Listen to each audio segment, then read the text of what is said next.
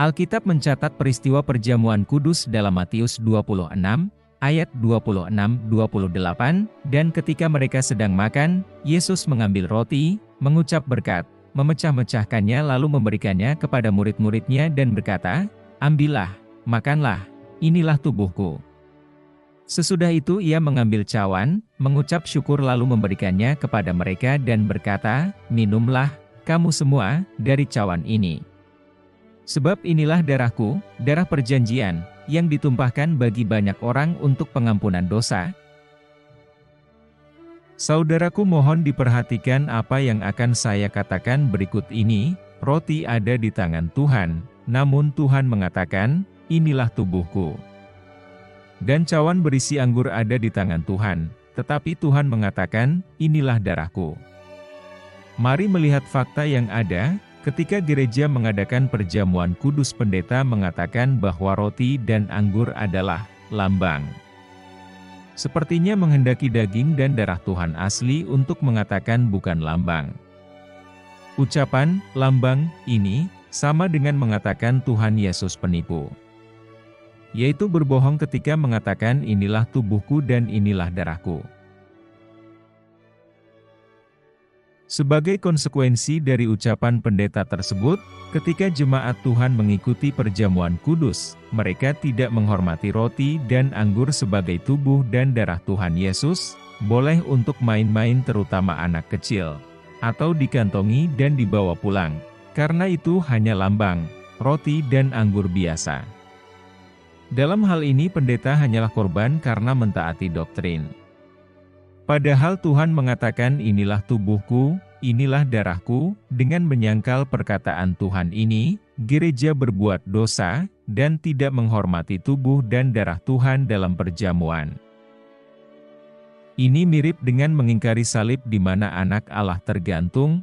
Allah tidak mungkin disalibkan, orang lain telah menggantikannya untuk disalib sebagai lambang. Dengan memaklumkan kebohongan Tuhan, dan menyangkal darah Tuhan, apakah layak berharap mendapat pengampunan dosa? Inilah darahku, darah perjanjian, yang ditumpahkan bagi banyak orang untuk pengampunan dosa. Pendeta hanyalah korban, namun akibatnya menempatkan jemaat dalam posisi ancaman mengerikan. Lihat konten YouTube di saluran ini, bagaimana antikris menyusup ke dalam gereja dan menjadi mesias palsu. Selain itu, doktrin Kristen mengajarkan bahwa hanya dengan percaya yaitu beriman kepada Yesus Kristus saudara diselamatkan, namun praktiknya gereja tidak percaya pada perkataan Tuhan sendiri, "Inilah tubuhku, inilah darahku." Bagaimana mungkin dapat diselamatkan? Di sini kembali pendeta menjadi korban doktrin. Karena sesungguhnya keselamatan tidak cukup hanya dengan iman, hanya mengucapkan melalui mulut bahwa Tuhan Yesus juru selamatku. Karena iman masih butuh perbuatan yang sesuai dengan imannya, jika tidak imannya mati.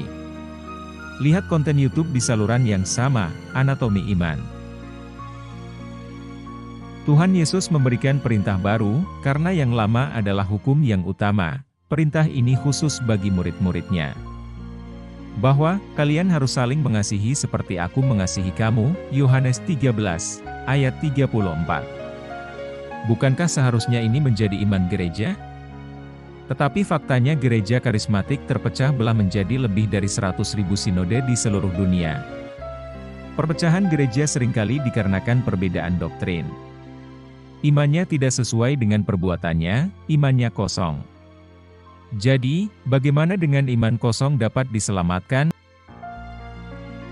Namun demikian masih dengan yakin gereja memberitakan Injil kemana-mana dengan cara yang sama, asal saudara percaya akan diselamatkan.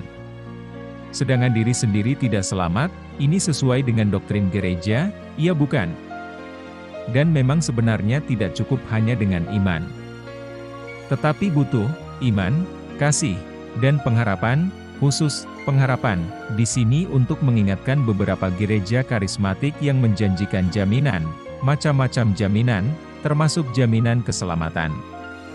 Padahal dengan iman dan kasih kita mendapatkan pengharapan ilahi, bukan jaminan dari hamba Tuhan.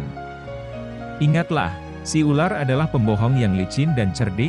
Lihat konten YouTube di saluran yang sama, nabi palsu dan hamba Tuhan palsu. Saudaraku yang dikasihi Tuhan, sadarlah sebelum terlambat.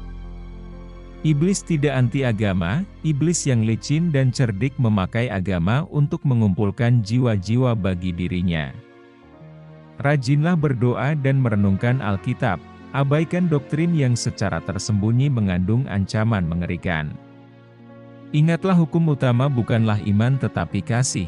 Sekalipun iman sangat penting, tetapi kasih yang menjadi dasar bagi semua hukum. Tuhan Yesus memberkati. Jangan lupa berikan komen, apakah saudara sependapat ataupun tidak.